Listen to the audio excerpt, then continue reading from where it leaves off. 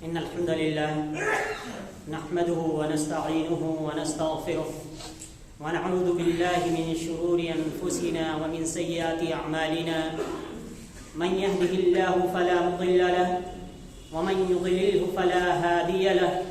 وأشهد أن لا إله إلا الله وحده لا شريك له وأشهد أن محمدا عبده ورسوله أما بعد فإن خير الحديث كتاب الله وخير الهدي هدي محمد صلى الله عليه وسلم وشر الأمور محدثاتها وكل محدثة بدعة وكل بدعة ضلالة وكل ضلالة في النار. فأعوذ بالله من الشيطان الرجيم. بسم الله الرحمن الرحيم. يقلب الله الليل والنهار إن في ذلك لعبرة لأولي الأبصار. وقال النبي صلى الله عليه وسلم هل أدلكم على ما يمحو الله به الخطايا ويرفع به الدرجات؟ قالوا بلى يا رسول الله. قال إسباغ الوضوء على المكاره كثرة الخطى إلى المساجد وانتظار الصلاة بعد الصلاة فذلكم الرباط فذلكم الرباط فذلكم الرباط او كما قال صلی اللہ علیہ وسلم. حاضرین جمعہ، بزرگان دین، دینی ملی بھائیوں اور خواتین اسلام، اللہ تبارک و تعالی نے دن اور رات، سردی اور گرمی، جاڑا اور برسات، دھوپ کی شدت، یہ سب تبدیلیاں جہاں بندے کی آزمائش کے لیے رکھی ہیں، وہیں پر اللہ تبارک و تعالیٰ کی نشانیاں بھی موجود ہیں. اللہ تعالیٰ ان کو بدلتا ہے، اور اس میں اللہ تعالیٰ کی نشانیاں ہیں ان لوگوں کے لیے جو غور و فکر کرنے والے ہیں. اللہ تعالیٰ نے قرآن کریم کے اندر ارشاد فرمایا یقلب اللہ اللیل والنہار، کہ اللہ تعالیٰ دن اور رات کو الٹتا پلٹتا ہے، کبھی دن کبھی رات. ایسے ہی دیگر موسم ہیں. یہ کیوں ہیں؟ اللہ تعالیٰ نے فرمایا ان فی ذلک لعبرۃ لأولی الابصار، ان کے اندر بصیرت والوں کے لیے، عقل و خرد رکھنے والوں کے لیے، فہم و سمجھ رکھنے والوں کے لیے، اللہ تعالیٰ کی نشانیوں میں غور و فکر کرنے والوں کے لیے عبرت ہے، نصیحت ہے. یہ غور و فکر کی چیز ہے. یہ چیزیں اللہ تعالیٰ کی وحدانیت، قدرت اور اس کی عظمت پر دلیل ہے کہ اللہ تعالیٰ کے حکم کے تابع یہ چیزیں اس کے حکم سے چلتی ہیں. جب چاہتا ہے گرمی کرتا ہے، جب چاہتا ہے برسات کرتا ہے، جب چاہتا ہے سردی کرتا ہے، جب چاہتا ہے سورج کو نکلنے کا حکم دیتا ہے، جب چاہتا ہے سورج کو چھپا دیتا ہے. یہ اللہ تبارک و تعالیٰ کی حکمت، اس کی قدرت، اس کی وحدانیت کی نشانیاں ہیں جو اللہ تعالیٰ کی طرف بلاتی ہیں، اللہ تعالیٰ کی طرف دعوت دیتی ہیں. ہمیں اور آپ کو اس میں غور و فکر کرنا چاہیے. ہمیں اور آپ کو اس پر غور و فکر کرتے ہوئے اللہ تبارک و تعالیٰ کی عبادت بجا لانی چاہیے. لیکن یہ دن اور رات، یہ سردی اور گرمی جہاں ہمارے لیے نعمت اور رحمت ہے، وہیں پر بعض دفعہ یہ عذاب کا ذریعہ بھی بن جاتے ہیں. دونوں طرح سے اللہ تبارک و تعالیٰ اپنے بندوں کو آزماتا ہے. لیکن جہاں بات مومن کی آتی ہے، اس کے بارے میں رسول اکرم صلی اللہ علیہ وسلم نے فرمایا ان امرہ کلہ لہ خیر، اس کے جتنے بھی معاملات ہوتے ہیں مومن کے سب خیر ہوتے ہیں. کیسے؟ ان اصابتہ ضراء صبر فکان خیر اللہ، جب اسے کوئی تکلیف، مصیبت، پریشانی پہنچتی ہے تو وہ صبر کرتا ہے، اللہ تعالیٰ کی ذات پر بھروسہ رکھتے ہوئے صبر کرتا ہے، اللہ تعالیٰ سے روتا ہے، گڑاتا ہے، اپنے گناہوں کی بخشش طلب کرتا ہے، یہ اس کے لیے بھلائی کا ذریعہ بن جاتے ہیں۔ وَإِنْ أَصَابَتْهُ سَرَّاءٌ شَكَرَ فَكَانَ خَيْرًا لَهُ، اور اگر کوئی نعمت ملتی ہے، اچھائی ملتی ہے، بھلائی ملتی ہے تو اس پر رب کا شکر گزار بندہ بن جاتا ہے، اور جب رب کی شکر گزاری کرتا ہے تو یہ اس کے لیے بہتر ہوتا ہے، اس میں بھی اس کے لیے بہتری ہے، کیونکہ اللہ تبارک و تعالیٰ نے فرمایا لَإِن شَكَرْتُمْ لَأَزِيدَنَّكُمْ، اگر تم میرا شکریہ ادا کرو گے تو میں اور نوازوں گا۔ تو اللہ تبارک و تعالیٰ کی طرف سے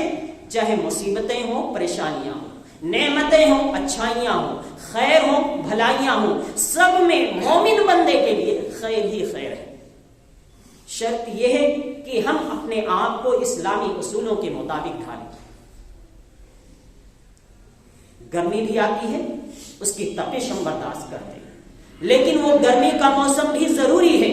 اس گرمی کے ذریعہ جہاں بہت سارے لوگ مصیبت اور تکلیف کا سامنا کرتے ہیں،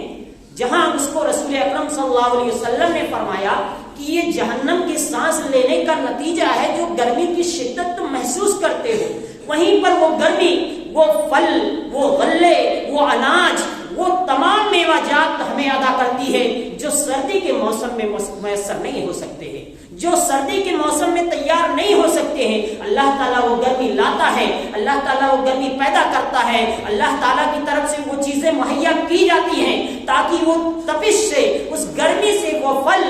وہ غلے اگ سکیں، پیدا ہو سکیں اور انسان اس سے فائدہ اٹھا سکے۔ جعل لکم سرابیل تقیکم الحر والسرابیل تقیکم بأسکم، اللہ تعالیٰ نے لباس بنائے ہیں سردی گرمی سے بچنے کے لیے، جنگوں میں حفاظت کے لیے، کہ انسان ان لباسوں کو پہن کر کے گرمی کی شدت سے بچ سکے۔ ایسے ہی من اصوافها واوبارها واشعارها، اللہ تعالیٰ نے فرمایا یہ جو جانور پیدا کیے گئے ہیں، اس کے اون، ان کے روئیں، ان کے بال، یہ تمہارے لیے اساس ہیں، متاع ہیں، سامان ہیں، تم ان سے گرمی حاصل کرتے ہو، تم ان سے فائدہ اٹھاتے ہو۔ یہ اللہ تعالیٰ نے سردی کا سامان پیدا کیا ہے۔ اگر اللہ تعالیٰ نے گرمی پیدا کی تو اس سے بچنے کے سامان بھی میسر کیے، اگر سردی پیدا کی تو سردی سے بچنے کے سامان اور اسباب بھی مہیا کیے ہیں۔ یہ اللہ تعالیٰ کی نعمت ہے، یہ اس کی عظمت ہے، یہ اس کی قدرت کی دلیل ہے۔ یہ اللہ تبارک و تعالیٰ، اگر یہ سردی نہ ہو تو بہت سارے غلے، بہت سارے میوہ جات، بہت سارے پھل، بہت ساری سبزیاں جو سردی کے موسم میں پیدا ہوتی ہیں، ان کی پیدائش رک جائے۔ یہ اللہ تبارک و تعالیٰ کی عظمت، اس کی حکمت، اس کی قدرت کی دلیل ہے۔ اسی لیے یہ جو دن اور رات کی تبدیلی ہے، اللہ تعالیٰ نے کہا اس میں غور و فکر کرنے والوں کے لیے نشانیاں ہیں، عبرت ہے، نصیحت ہے۔ بلا شبہ یہ جہاں نعمت ہے، بعض دفعہ بعض لوگوں کے لیے یہ سردی اور گرمی عذاب کا ذریعہ بن جاتے ہیں۔ اور وہ کیوں نہ؟ یہ جو سردی اور گرمی کے ظاہری اسباب ہمیں نظر آتے ہیں، اس کا ایک باطنی سبب ہے جس کو رسول اکرم صلی اللہ علیہ وسلم نے حدیث پاک کے اندر ذکر فرمایا، اشتقت النار الى ربها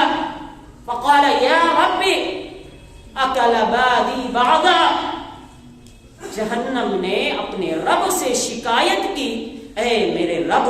اس جہنم کی شدت یہ ہے کہ یہ جہنم اپنے میں سے ایک حصہ دوسرے حصے کو کھایا جا رہا ہے۔ لہذا اللہ تبارک و تعالیٰ نے فَأَذِنَ لَهُ بِنَفْسَيْنِ، اللہ تعالیٰ نے اسے دو سانس لینے کی اجازت دی،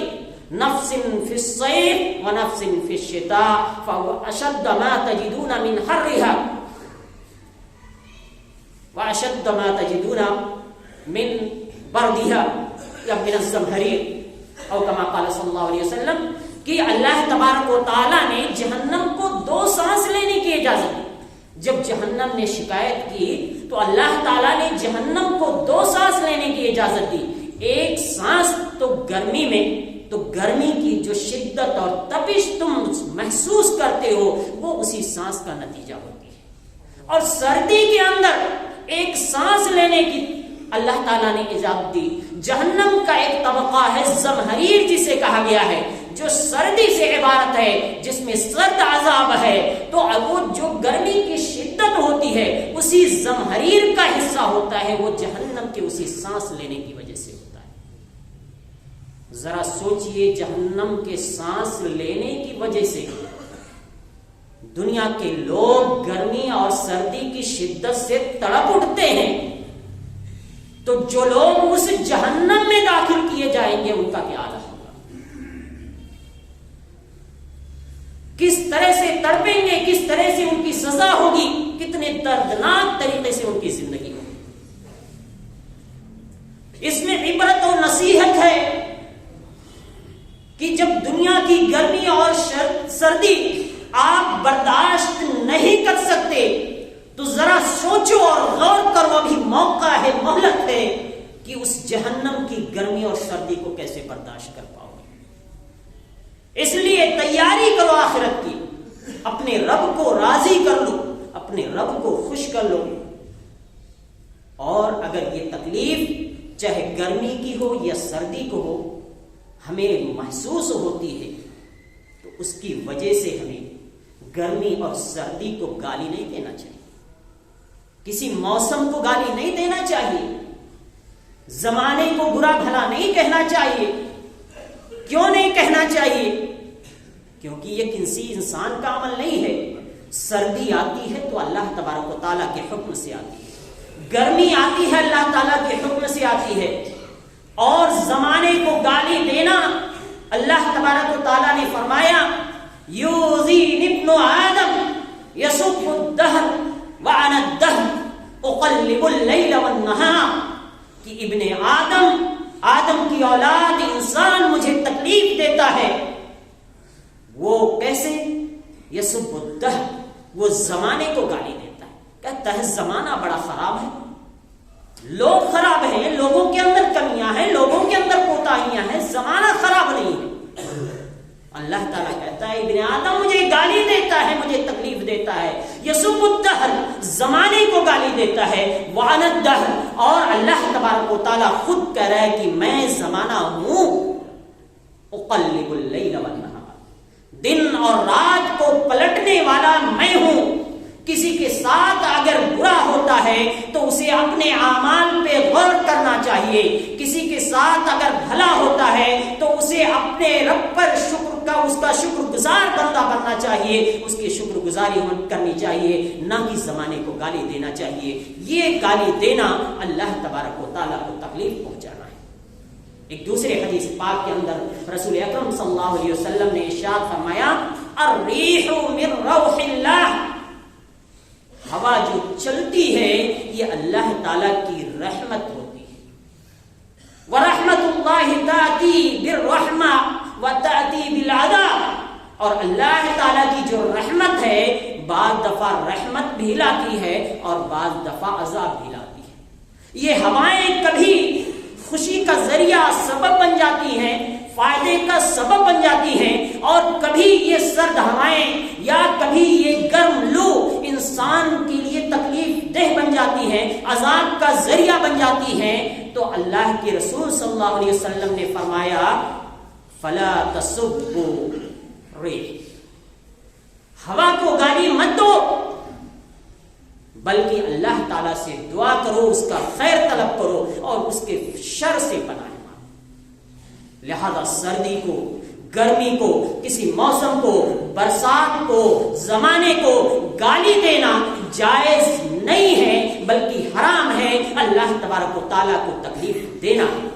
لہذا ہمارے لیے لازم اور ضروری ہے کہ اگر ہم سردی کی شدت سے کانپ رہے ہیں تو اس کے لیے رب کو گالی نہ دیں، رب کو برا بھلا نہ کہیں، زمانے کو برا بھلا نہ کہیں، بلکہ ہم اس کے لیے انتظام کریں جو اللہ تبارک و تعالیٰ نے ہمارے لیے انتظام کیا ہے، چاہے اون کی شکل میں ہو، چاہے روئب کی شکل میں ہو، چاہے بال کی شکل میں ہو، چاہے لباس کی شکل میں ہو، ہم اس کا انتظام کریں۔ اللہ تعالیٰ نے جو ہمیں نعمتیں دی ہیں ان ان نعمتوں کا شکریہ ادا کرتے ہوئے ہم انتظام کریں، اور اگر ہمارے پاس نہیں ہے تو صبر کریں، اور اس معاشرے کے اندر جینے والے جتنے بھی مسلمان ہیں، جتنے صاحب انسان، جتنے بھی انسان ہیں، جتنے بھی صاحب ایمان ہیں، جتنے بھی لوگ ہیں، ان کو چاہیے کہ اپنے دیگر ساتھیوں کا، اپنے دیگر بھائیوں کا، اپنے مجبور بے سہارا بے کس بھائیوں کا بھی خیال رکھیں۔ آپ جس معاشرے میں جی رہے ہیں،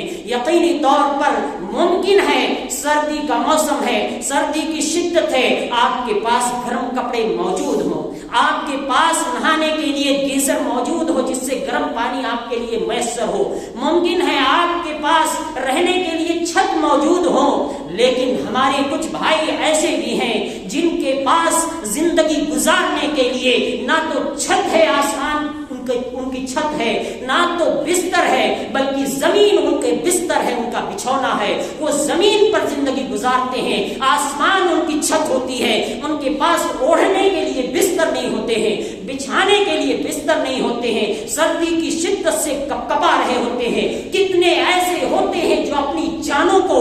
گنوا دیتے ہیں، کتنے ایسے ہوتے ہیں جو سردی سے ٹھٹور کر اپنی زندگیاں گزار دیتے ہیں، تڑپتے رہتے ہیں۔ ایسے میں ہم تمام مسلمانوں کی، ہم تمام لوگوں کی ذمہ داری بنتی ہے کہ اپنے ان بھائیوں کا خیال رکھیں، ان کے بارے میں اللہ تبارک و تعالی ہم سے پوچھے گا، ہم سے سوال کرے گا کہ میرا فلاں بندہ بھوکا تھا، تم نے اسے کھانا نہیں کھلایا، اور کہے گا میرا فلاں بندہ پیاسا تھا، تم نے اسے پانی نہیں پلایا۔ یقینی طور پر اگر ہم نے نہیں کیا تو یہ سوال ہم سے ہوگا، ہم جواب نہیں دے پائیں گے اگر ہم نے اپنے بھائیوں کی، ان مجبور بے سہارا بے کس بھائیوں کی مدد نہیں کی۔ ضروری ہے کہ ہم ان کی مدد کریں، ضروری ہے کہ ہم ان کا خیال رکھیں، جن کے پاس چھت نہیں، جن کے پاس کپڑے نہیں، جن کے پاس بستر نہیں، ہم سے جو میسر ہو سکتا ہے، جو ممکن ہو سکتا ہے وہ مدد کریں، اور دکھانے کے لیے نہیں، لوگوں کے سامنے شہرت حاصل کرنے کے لیے نہیں۔ اگر ایسا کرنا ہے تو مت کیجئے،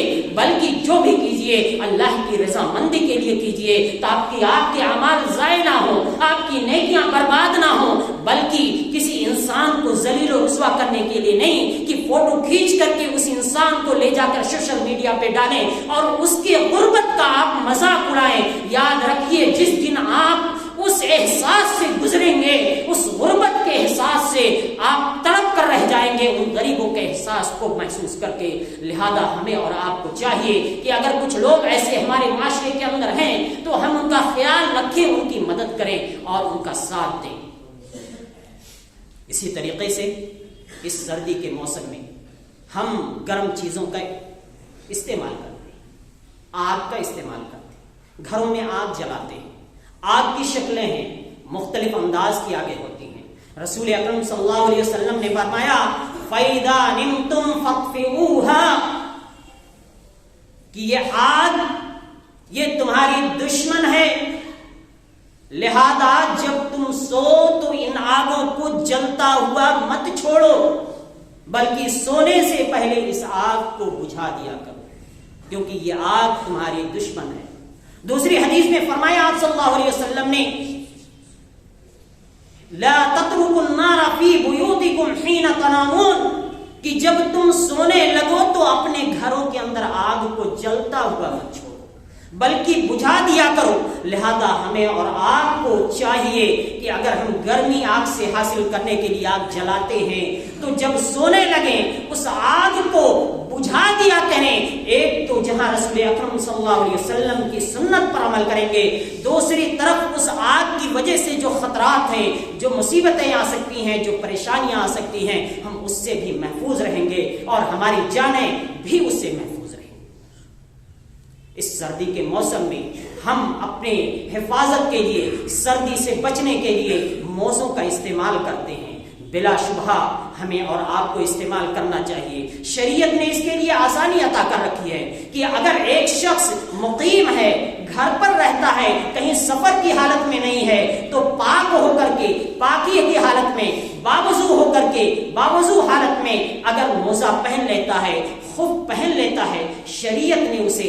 ایک دن ایک رات تک اس خف اور موزے پر مسح کرنے کی اجازت دی ہے۔ کہ وہ مسح کر کے صلاۃ ادا کر سکتا ہے۔ اگر کوئی شخص مسافر ہے تو اس سفر کی حالت میں شریعت نے اسے 3 دن 3 رات تک خف اور موزے پر مسح کرنے کی اجازت دے رکھی ہے، الا یہ کہ وہ جنوبی ہو جائے، ناپاک ہو جائے، تو اس ناپاکی کی وجہ سے چونکہ غسل لازم ہے اس لیے اس کا اتارنا ضروری ہوگا، ورنہ عام حالات میں وہ مسافر 3 دن 3 رات تک اس پہ مسح کر سکتا ہے، اور ایک مقیم شخص جو گھر پہ رہنے والا ہے 1 دن 1 رات تک اس پر مسح کر سکتا ہے۔ یہ رسول اکرم صلی اللہ علیہ وسلم نے کی حدیث سے ثابت ہے اور آپ کے فرمان سے ثابت ہے۔ شریعت نے ہمارے لیے اس میں آسانی رکھی ہے اور ہمیں اختیار دیا ہے کہ ہم ان پہ مسح کر سکتے ہیں۔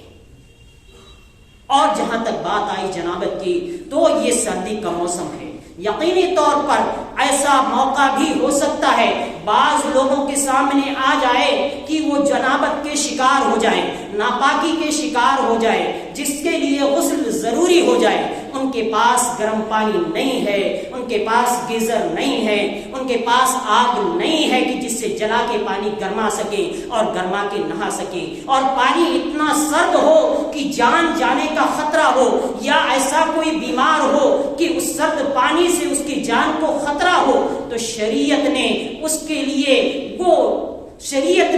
لیے بھی وہ طریقہ متعین کیا ہے جو عمرو بن عاص رضی اللہ عنہ کی روایت سے پتہ چلتا ہے کہ ذات سلاسل سے کے سال وہ بیان کرتے ہیں کہ ایک موقع پر میں نکلا ایک کام سے، رسول اکرم صلی اللہ علیہ وسلم نے بھیجا تھا اپنے صحابہ کے ساتھ، اپنے ساتھیوں کے ساتھ میں نکلا، اور جب وہاں پر پہنچا تو میں جنابت کا شکار ہو گیا، میں جنوبی ہو گیا۔ سردی اتنی شدید تھی کہ اگر میں غسل کرتا تو میری جان کا خطرہ تھا، گرم پانی کا کوئی انتظام تھا ممکن نہیں تھا کوئی گرم پانی، لہذا کرتا میں کیا کرتا، قرآن کریم کی آیت میرے سامنے آئی، وَلَا تَقْتُلُوا أَنفُسَكُمْ، کہ اپنے آپ کو ہلاکت میں مت ڈالو، اپنے آپ کو مصیبت میں مت ڈالو۔ لہذا جب جان کا خطرہ سر پر ہے اور گرم پانی کا امکان موجود نہیں ہے، لہذا سرد پانی ہمارے لیے خطرناک ہے، تو میں نے تیمم کیا، صلاۃ ادا کر لی، پھر رسول اکرم صلی اللہ علیہ وسلم کے پاس پہنچا تو آپ نے پوچھا کہ کیا آپ نے اپنے صحابہ کے ساتھ جنابت کی حالت میں تیمم کر کے صلاۃ ادا کی ہے؟ تو میں نے کہا اللہ کے رسول صلی اللہ علیہ وسلم کیا کرتا، بہت شدید سردی تھی اور جان کا خطرہ تھا، قرآن کریم کی آیت مجھے یاد آ گئی کہ اپنے آپ کو ہلاکت میں مت ڈالو، لہذا میں نے تیمم کر کے صلاۃ ادا کر لی۔ عمرو بن عاص رضی اللہ عنہ کہتے ہیں رسول اکرم صلی اللہ علیہ وسلم مسکرا پڑے، یعنی آپ کا یہ طریقہ رسول اکرم صلی اللہ علیہ وسلم کی موجودگی میں اور آپ کا نہ منع کرنا، یہ اس بات کی دلیل ہے کہ اگر ایسی صورتحال ہمارے سامنے پیش آ جائے کہ کوئی شخص ایسی صورتحال کا شکار ہو جائے کہ سردی اتنی شدید ہو، پانی سرد ہو، گرم پانی کا امکان موجود نہ ہو، تو ایسی صورت میں وہ تیمم کر کے بھی صلاۃ ادا کر سکتا ہے، لیکن صلاۃ چھوڑنے کی اجازت نہیں، صلاۃ ترک کرنے کی اجازت نہیں۔ بلا شبہ یہ سردی کا موسم ہے، ہمیں مجبور کرتا ہے کہ ہم گرم کپڑوں میں لپٹے رہیں، گرم بستروں میں پڑے رہیں۔ سردی کے موسم میں وضو کرنا اپنے آپ میں ایک تکلیف دہ عمل ہے، سرد پانی کو بدن پہ ڈالنا ایک تکلیف دہ عمل ہے، سردی میں مسجد چل کر کے آنا ایک تکلیف دہ عمل ہے۔ تبھی تو رسول اکرم صلی اللہ علیہ وسلم نے ارشاد فرمایا کہ کیا میں تمہیں ایسے عمل کے بارے میں نہ بتلا دوں کہ جن کے ذریعہ اللہ تعالیٰ گناہوں کو مٹا دیتا ہے، درجات کو بلندی عطا کرتا ہے، ان کے مرتبوں کو بلند کر دیتا ہے۔ فرمایا کیوں نہیں؟ رسول اکرم صلی اللہ علیہ وسلم نے ارشاد فرمایا اسباغ الوضوء علی المکارہ، تکلیف کی حالت میں بھی جب انسان ناپسند کر رہا ہے، اس کے لیے تکلیف دہ ہے وضو کرنا، اس کے باوجود بھی وضو کرنا، مکمل وضو کرے۔ کثرت الخطا الی المساجد، کثرت سے مسجدوں کی طرف چل کے آنا، مسجدوں کا رخ کرنا۔ سردی کے موسم میں جب سردی بدن کو کپکپا دے رہی ہے اور ہوائیں اتنی سرد ہیں کہ ہڈیوں کے اندر گودوں کو جما دیں، ایسی صورت میں مسجد چل کر کے آنا کتنی تکلیف دہ بات ہے، کتنا عزم کا کام ہے، کتنی ہمت کا کا کام ہے. آپ نے فرمایا کثرت سے مسجدوں کی طرف آنا. منتظار الصلاۃ بعد الصلاۃ, ایک صلاۃ کے بعد دوسرے صلاۃ کا انتظار کرنا, یہ فذالکم الرباط, فذالکم الرباط, فذالکم الرباط, یہ رباط ہے. جیسے سرحدوں پہ کھڑے ہو کر کے پہرے دیتے ہیں اور اس پر جمے رہتے ہیں, ہر حال میں ہمیشہ نگاہیں ٹکی رہتی ہیں اپنے دشمن پر یا اپنے نشانے پر, ہدف پر, کہ چوک نہ ہو جائے. تو ایسے ہی ہمت اور دل گردے کا کام ہے. اور ایسے لوگوں کے بارے میں رسول اکرم صلی اللہ علیہ وسلم نے دوسری حدیث میں بشارت سنائی ہے کہ ایسا شخص کے بارے میں اللہ تبارک و تعالیٰ نے مجھے بتایا کہ اس کے گناہ کو ایسے مٹا دیا جاتا ہے کَيَوْمٍ وَلَدَتْهُ أُمُّهُ, کہ اگر کوئی شخص ان چیزوں کا اہتمام کرتا ہے تو اور اسی حالت میں اس پر اہتمام کرتے ہوئے اس کی وفات ہوتی ہے تو ایسے ہی ہوتا ہے, گناہوں سے ایسے پاک ہوتا ہے جیسے کہ وہ اس دن تھا جس دن کی اپنے ماں کے پیٹ سے پیدا ہوا تھا. تو اگر آپ اس کا اہتمام کرتے ہیں تو یقینی طور پر آپ کے لیے بہت بڑی بشارت اور خوشخبری ہے. اور ساتھ ہی ایک آخری بات جو ذکر کر دینا مناسب ہے, اس موسم کے اندر موزے پہنتے ہیں, گرم کپڑے پہنتے ہیں سردی سے بچنے کے لیے, لیکن ساتھ میں رسول اکرم صلی اللہ علیہ وسلم کی اس حدیث کو بھی ساتھ رکھیں, یاد رکھیں. آپ نے فرمایا من اکل الثوم والبصل والکراث فلا یقربن مسجدنا فإن الملائکۃ تتعظی مما یتعظی منہ بنو آدم, کہ جو لہسن, پیاز اور بدبودار چیز کھائے تو اس حالت میں مسجد کے اندر تشریف نہ لائے, کیونکہ اس کی بدبو سے جیسے انسان کو تکلیف ہوتی ہے ویسے بنو آدم, ویسے ہی فرشتوں کو بھی تکلیف ہوتی ہے. تو جس طریقے سے ان چیزوں کی بدبو سے تکلیف ہوتی ہے, ایسے ہی اگر ہمارے موزے سے, ہمارے کپڑوں سے ایسی بدبو آ رہی ہے جو تکلیف کا سبب ہے, تو یہ ہمارے لیے ہم سے سنت رسول کی مخالفت ہوگی. لہذا ہمیں اور آپ کو چاہیے کہ ہم اس کا اہتمام کریں, ایسے موزوں اور کپڑوں کو بدل کر کے مسجد میں تشریف لایا کریں تاکہ ہم اللہ تعالیٰ کی رضامندی کو حاصل کر سکیں. اللہ تعالیٰ سے دعا ہے کہ الہ العالمین تو ہم سب کو سنت رسول کے مطابق زندگی گزارنے کی توفیق عطا فرما. ہمیں جب تک زندہ رکھ دین اسلام پر, جب بھی ہمارا خاتمہ ہو ایمان کی حالت میں ہو, آخرت میں جنت الفردوس کے اندر جگہ دے. آمین. آخر دعوانا الحمد للہ رب العالمین. بارک اللہ لنا والقرآن العظیم ونفعني وإياكم بالآيات والذكر الحكيم إنه تعالى جواد كريم ملك رؤوف رحيم.